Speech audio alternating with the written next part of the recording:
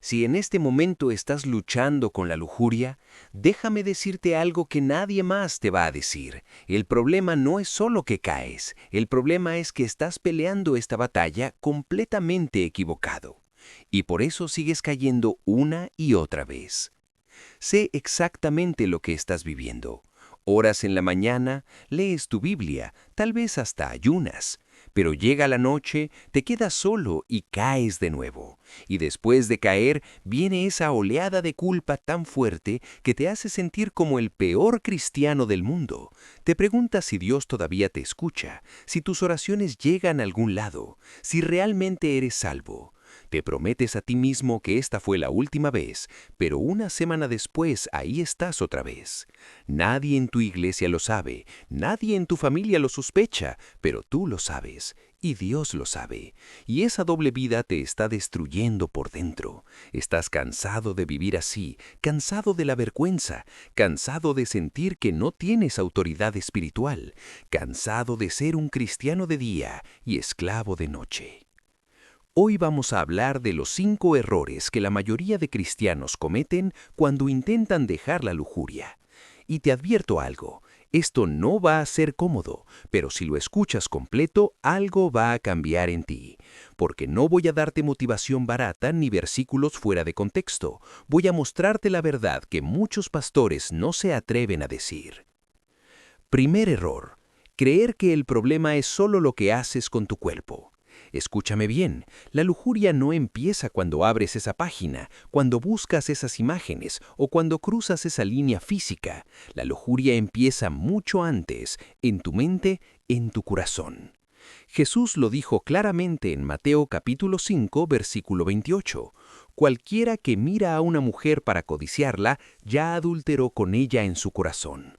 No dijo el que toca, dijo el que mira. No dijo el que actúa, dijo el que codicia.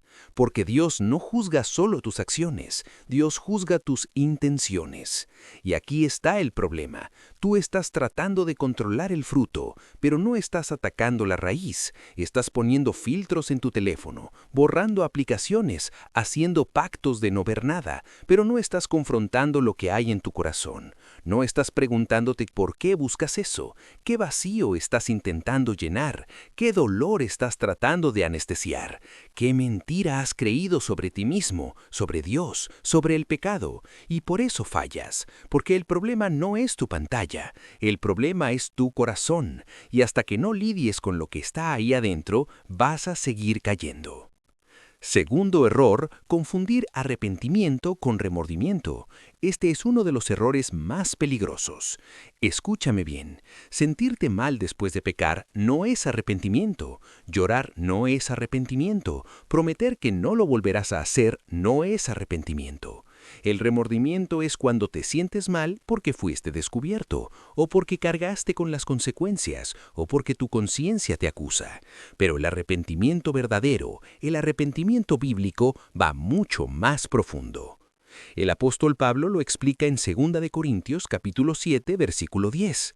La tristeza que es según Dios produce arrepentimiento para salvación, pero la tristeza del mundo produce muerte.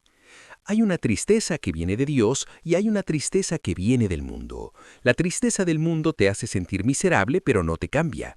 Te hace prometer, pero no te transforma. Te lleva a esconderte, a justificarte, a minimizar tu pecado. Pero la tristeza, según Dios, produce un cambio de mente, un giro de 180 grados. Te lleva a odiar lo que antes amabas, a confesar no solo el acto, sino la raíz, a buscar la santidad, no solo el alivio de la culpa. Y la mayoría de cristianos están atrapados en un ciclo de remordimiento.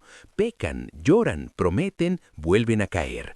Pecan, lloran, prometen, vuelven a caer, pero nunca se arrepienten de verdad, porque el verdadero arrepentimiento no es una emoción, es una decisión, no es un sentimiento, es un cambio de dirección. Tercer error, pelear solo cuando ya estás tentado. Este error te está matando y ni siquiera lo sabes. Déjame explicarte algo. Si esperas a estar frente a la tentación para empezar a resistir, ya perdiste, porque en ese momento tu carne ya está despierta, tu mente ya está nublada y tu voluntad ya está débil. La batalla no se gana en el momento de la tentación, la batalla se gana mucho antes, se gana en cómo vives tu vida diaria, en lo que alimentas, en lo que permites entrar a tu mente, en cómo estructuras tu día, en qué haces con tu soledad. Primera de Pedro, capítulo 5, versículo 8 dice, «Sed sobrios y velad, porque vuestro adversario, el diablo, como león rugiente anda alrededor buscando a quien devorar». Fíjate en las palabras, sobrios y velad. No dice reacciona cuando te ataque, dice está de alerta antes de que llegue. El diablo es estratégico, él sabe cuando estás débil, sabe cuando estás solo, sabe cuando acabas de tener un día difícil, cuando estás cansado, cuando estás aburrido, cuando estás emocionalmente vacío, y ahí te golpea. Pero tú no puedes vivir reactivo, tienes que vivir preventivo. Eso significa llenar tu mente de la palabra antes de que llegue la tentación. Significa tener compañeros de rendición de cuentas que te pregunten las cosas difíciles. Significa estructurar tu día para no estar ocioso. Significa huir, literalmente huir de las situaciones que sabes que te debilitan. Segunda de Timoteo 2:22 dice, huye de las pasiones juveniles. No dice resístelas cuando lleguen, dice huye. Corre, no te quedes ahí pensando que eres fuerte, no lo eres, ninguno lo es. Cuarto error, creer que puedes vencer esto solo. Hermano, hermana, escúchame, la lujuria prospera en el secreto, el pecado sexual se alimenta del aislamiento y el enemigo quiere que pienses que eres el único que lucha con esto, que nadie más lo entendería, que si lo confiesas serás juzgado, rechazado, expuesto, y por eso te quedas callado, por eso sigues peleando esta guerra tú solo, en las sombras, en silencio, y por eso sigues perdiendo. Santiago, capítulo 5, versículo 16 dice, «Confesaos vuestras ofensas unos a otros y orad unos por otros para que seáis sanados». Fíjate bien, no dice confiésaselo solo a Dios, dice confesaos unos a otros, porque hay algo poderoso en sacar el pecado de la oscuridad y traerlo a la luz.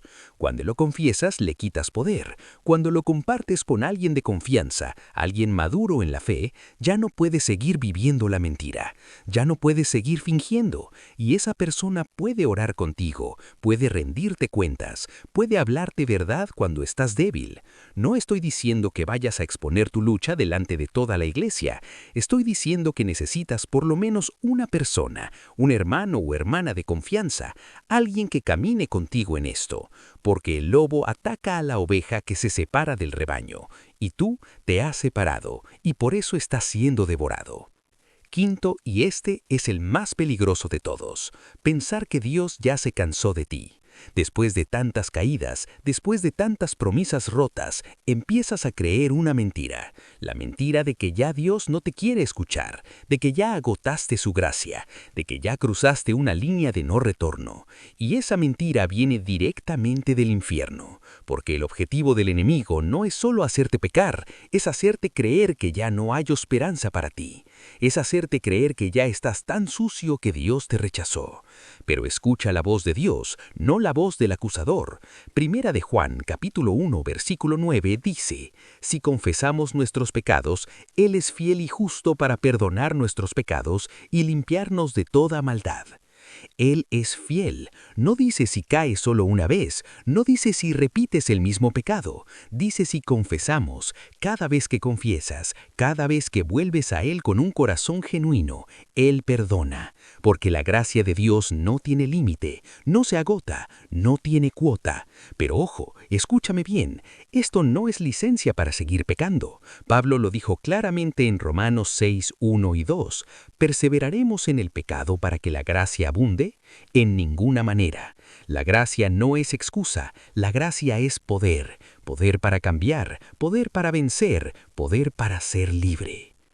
Ahora déjame decirte algo con toda honestidad. Si estás escuchando esto y sientes que algo se está moviendo dentro de ti, es porque el Espíritu Santo te está hablando y tienes una decisión que tomar ahora mismo. Puedes seguir igual, cayendo y levantándote, viviendo esa doble vida que te está matando. O puedes decidir hoy que esto se acaba, no con tus fuerzas, porque ya probaste eso y